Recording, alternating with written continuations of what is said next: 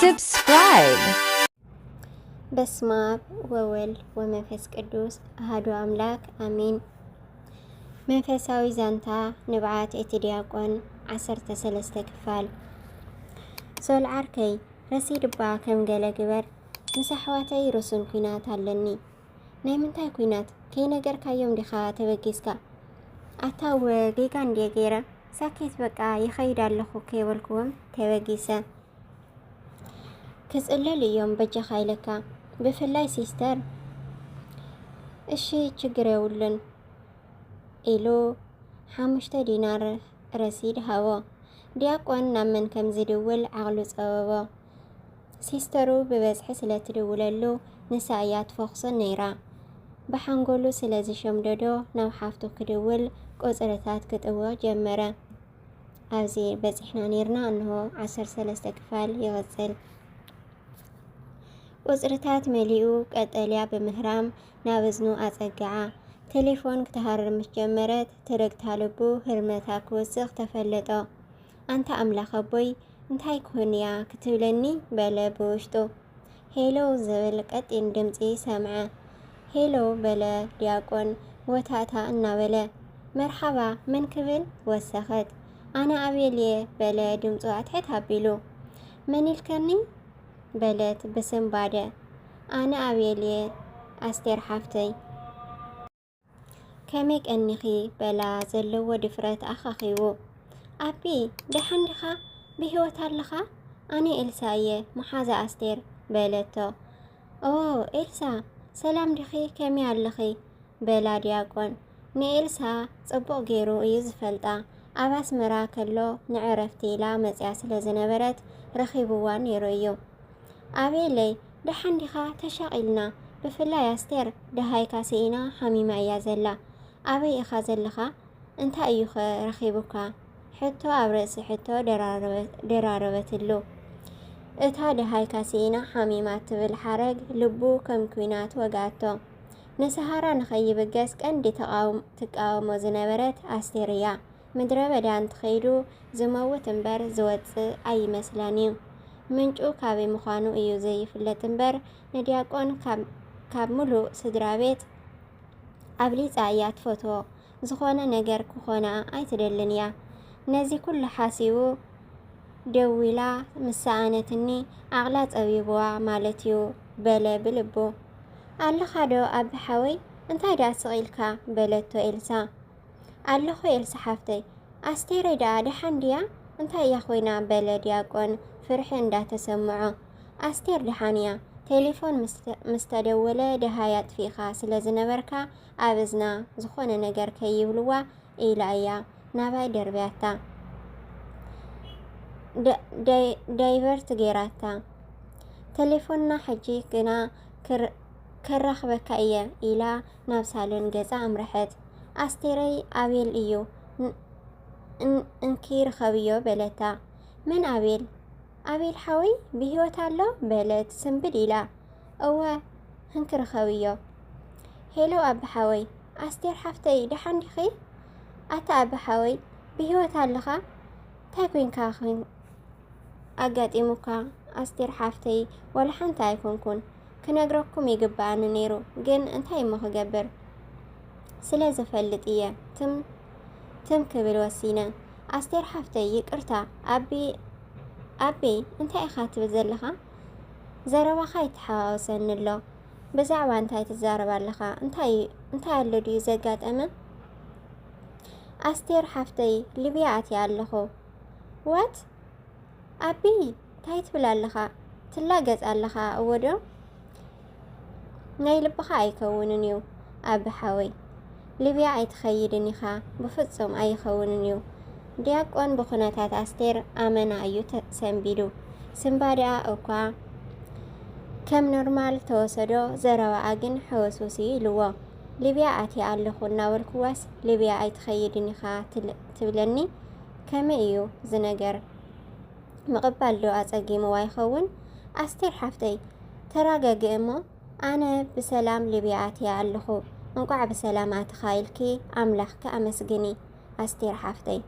ናይ ሰሃራ ተኸፊሉ እዩ ወዲየ እየ ኣብዚ 2 መዓልቲ ናብ ትራብሎስ ክንብገስ ኢና ናብ ገምገም ባሕሪ ማለተይ እየ እንተኽኢልኪ ናይ ባሕሪ ገንዘብ ኣዳልውለይ ስማዕ ምስ መን ተመኺርካ ወፂኻ ሊብያ ኣይትበገስን ኢኻ ምሽ ኢልናካ ንሕና በዚ ክንውድኤልካ ኮለል ንብል ንስኻ ከዓ ከም ቀይዲ በትኽ ብኢድ ወነንካ ተበጊስካ ምሽ ባዕልኻ ትፈልጥ ኣነ ሓንቲ ኣይሕግዘካን እየ ባዕልኻ ዝኣትኻያ ጉዳይ ባዕልኻ ውፃዮ በለቶ ኣስቴር ሕርቃን ብዝተሓወሰ ኣዘራርባ ስምዒ ኣስቴር ሓፍተይ ከይነገርኩኹም መበጋሰይ ይቅርታ ኣብ ሱዳን ኮፍ ኢለ ፌክ መርዓ ከም ዘይገብር ድማ ደጋጊመ ነጊረኩም እየ ሓንቲ ምርጫይ ድማ ንሊብያ መበጋስ እያ ስለዚ ህይወተይ ክመርሕ ተበጊሰ ኣለኹ ክትሕግዝኒ ትኽእል እንትኮንኪ ሰናይ ኣይሕግዘካን እየ እንተይልክ ድማ እቲ ዝገበርክለይ ስለ ዝበዝሕ ኣየጉየንን እዩ ንኣሮን ሓወይ ድማ ንገርዮ ረሲት ትውድአኒ ስለ ዘላ ባይ ኢሉ ኣብ እዝና ዓፀዋ ዲያቆን ነቲ መናፍቕ ንበይኑ ረኺቡ ካብ ብሉይን ሓድሽን ኪዳን እንዳጠቐሰ ብዛዕባ እቲ ሓቀኛ ዝኾነት ጥንታዊት እምነት ሙሉእ ለይቲ ከረዶ ሓደረ ኣብቲ መጀመርያ እኳ ክከራኸሮ እንተፈተነ መወዳእታኡ ግን ምኽኣል ምስኣኖ ኢዱ እዩ ሂቡ ዲያቆን ሓወይ ኣይከኣልኩኻን ልዕሊ ኩሉ ዓቕልኻን ትሕትናኻን መሲጡኒ ናይ ብሓቂ ክርስቲያን ሰሓቢ ክርስቶስ ምዃንካ ኣርኢኻኒ መብዛሕቲኦም ኦርቶዶክስ ከምዚ ዓይነት ዓቕሊ የብሎምን ናብ ፀርፊ እዮም ዝጎዩ ኣብ ክንዲ ዘረድኡኻ ክፀርፉኻ ክሃርሙኻ ይቐሎም ስለዚ ኢና ከዓ ክንረዳዳእ ዘይከኣልና ናትካ ግን ንበይኑ እዩ ኣብ ክንዲ ፀርፊ ብሩኽ ሓወይ ኢኻ ትጥቀም ነርካ ብዙሕ ብዛዕባ ኦርቶዶክስ ተዋህዶ ዘይፈልጦ ዝነበርኩ ኣፍሊጥካኒ ሕጂ ድማ ስደት ስለ ዝኾነ ፋሕፋሕ ክንብል ስለ ንኽእል ናይ ፌስቡክ ኣድራሻኻ ፀሓፈለይ በሎ እቲ መናፍቕ ደሓን ፀገም የብሉን ፌስቡከይ ክፅሕፈልካ እየ ብዝያዳ ግና ናይ ኣሕዋተይ ቴሌፎን ክህበካ ደሞ እየሞ ደዊልካ ብመንገዶም ክትረኽበኒ ትኽእል ኢኻ ብዛዕባ ኦርቶዶክስ ናብ ፀርፊ እዮም ዝጎዩ ዝበልካዮ ድማ ዘይከሓድ ሓቂ እዩ ግና ሓቂ ንምዝራብ ንቅዱሳን እንዳዘንጠልኩም ንእምነትና እንዳቃለልኩም ደኣሞ ግድን እዮም ክፀርፍኹም ምክንያቱ ኣፍልጦም ድሩት እዩ ቅንኣት ናይ እምነትና ስለ ዝበልዐና እዩ ብዝኾነ ኣምላኽ እንቋዕ ረዳእና ከምዚ ኢልና ክንረዳዳእ ዘኸኣለና ክብርን ምስጋናን ንዑ ይኹኖ በለ ዲያቆን ሰልየ ጥራዝ ሒዙ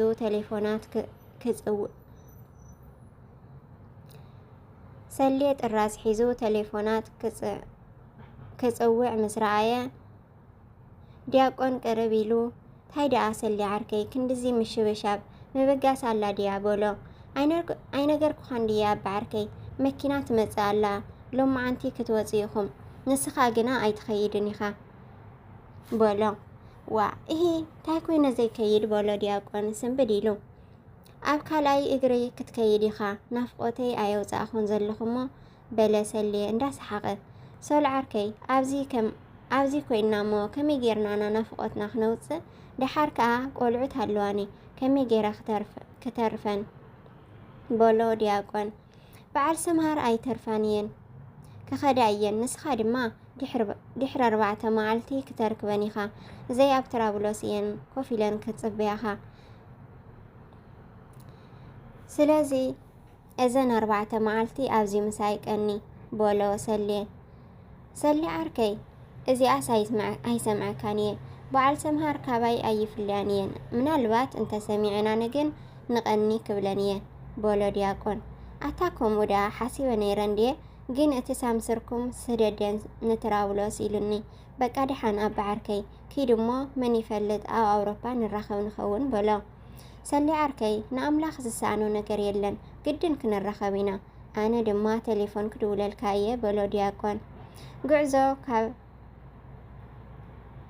ጉዕዞ ካብ ኢቭላብያ ናብ ትራብሎስ ካብ ጉዕዞ ሰሃራ ዘይሓይሽ ኣዝዩ ኣድካሚ ጉዕዞ እዩ ንኣስታት 9 ሰዓታት ድሕሪ ምጓዓዝ ናብ ወደባዊት ከተማ ትራብሎስ ብሰላም ኣተዉ መዝረዓ ናይ ትራብሎስ ብክልተ ዕፅፊ ካብ ናይ ኢቭላቪያ ይሓይሽ ነብሶም ተሓፂቦም ዕረፍቲ ምስ ወሰዱ ንመሳለጢ ተባሂሉ ንናይ 5 ረሲድ ምስ ተዓደሉ ዲያቆን ረሲዕዎ ዝነበረ ጭንቀት ክምለሶ ጀመረ። ሕጅስ ንኤልሳ ኣይድውለላን እየ ናብ ኣሮን ምድዋል ይሕሸኒ ኢሉ ካብ በርቶፊሎኡ ወረቐት ኣውፂኡ ክድውል ጀመረ። ሄሎ ዝብል ተባዕታዊ ድምፂ ሰምዐ። ብርግፅ እቲ ድምፂ ናይቲ ጽቡቕ ገይሩ ዝፈልጦ ኣሮን ሓዊ እዩ ነይሩ። እሽምባር ክቡራተይ ብዝቕፅል 14 ክፋል ሒዘልኩም ክመጽእ እየ። ክሳብ ሽዑ ሰናይ ቅንያት ይግበረልና።